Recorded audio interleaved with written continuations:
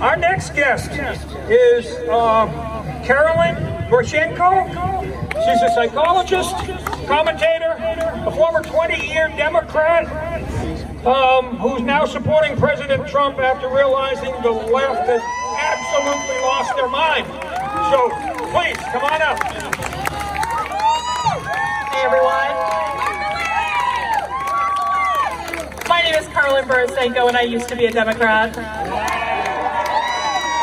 In fact, in my entire life, to this day, I have never voted for someone with an R next to their name.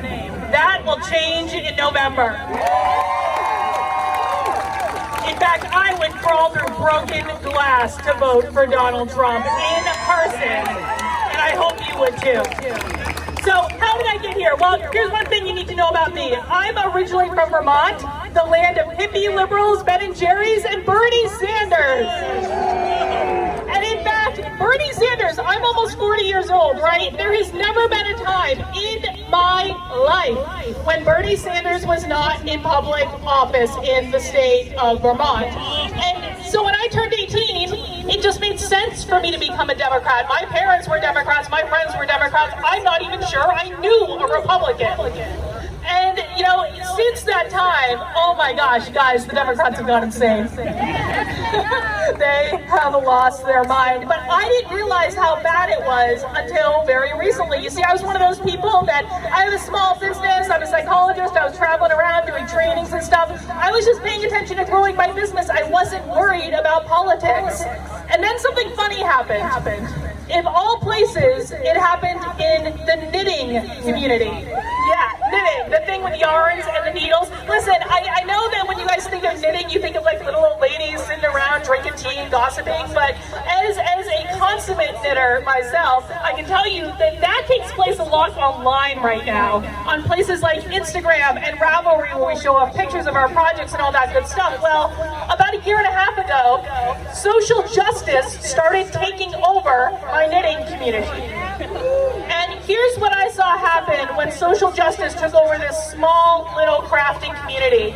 I saw good people who had done nothing wrong have their reputations destroyed because they used the wrong words. I saw good people who had done nothing wrong have their businesses destroyed because they wouldn't bend the knee.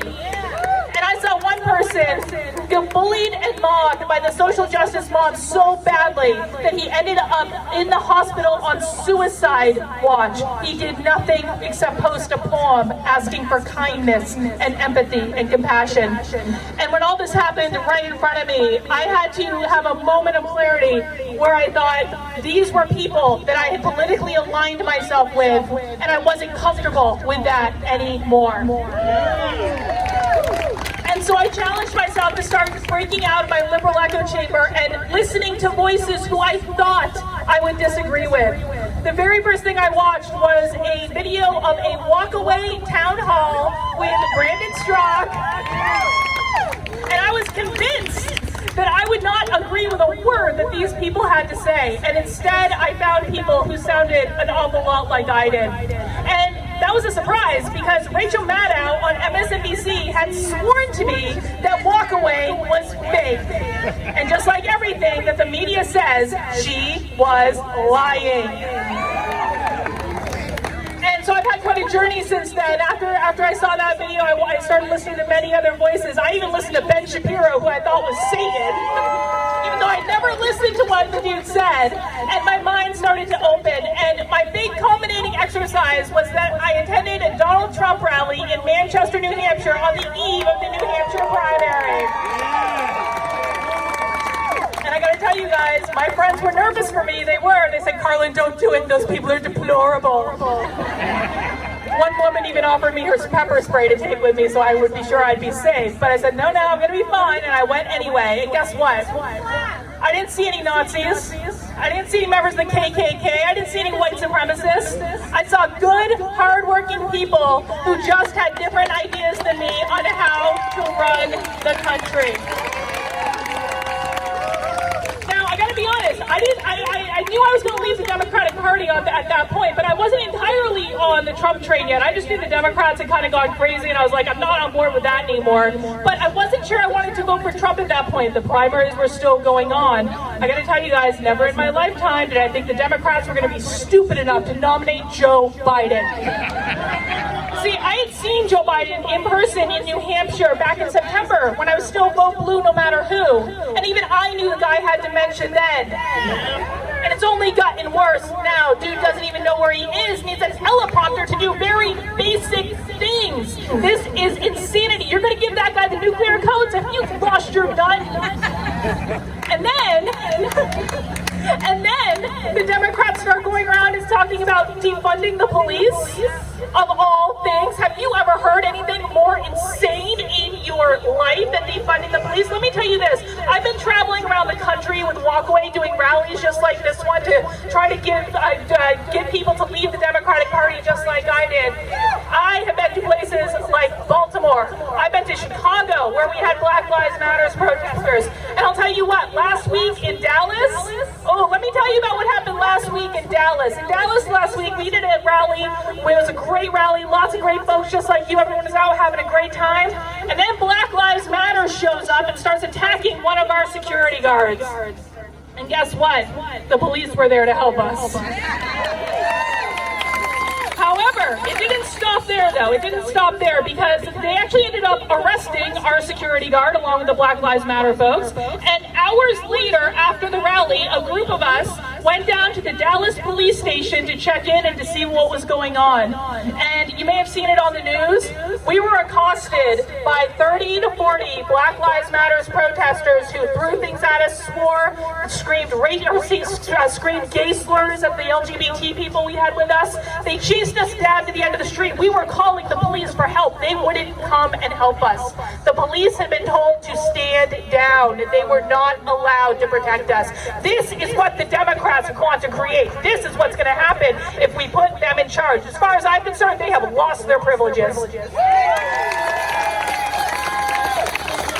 I don't think that this election is really about Democrat versus Republican at the end of the day. To be honest with you, I don't even think it's about Trump versus Joe Biden.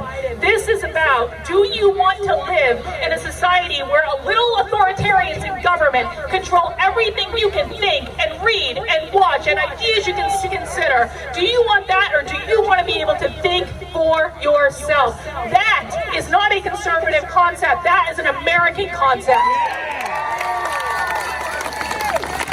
So I told you I wasn't really on board totally with Trump at first, but I was going to vote for him anyway because the Democrats were crazy and I wasn't doing that. But I got to tell you, Trump is growing on me. He is. He's growing on me. First, like, he's super funny, right? Like, you can't not love Trump. He's the most self-deprecating dude on the planet. But I'll tell you this, lately a couple things he's been doing have really changed my mind. Let me ask you guys this. Have any of you guys had to do this training at work where you have to go in and confess your inherent racism simply because you were born white? Anyone doing this type of training? Yeah, guess what? Guess what? It's coming to an organization near you. I'm an organizational psychologist. It has taken over my industry. But as of last Friday, Donald Trump banned it in the federal government. And then, of course, Trump is the most anti-war president in my lifetime. Words I never thought I would say. I was protesting against the Iraq War in college almost 20 years ago, and he is finally bringing our troops home from the Middle East. And of course, we've got peace deals. I mean, Trump is just dropping peace deals like confetti all over the place, right? He's brokered 2 major peace deals with Israel. They're fine. What is it? It's a sign. How cool is that?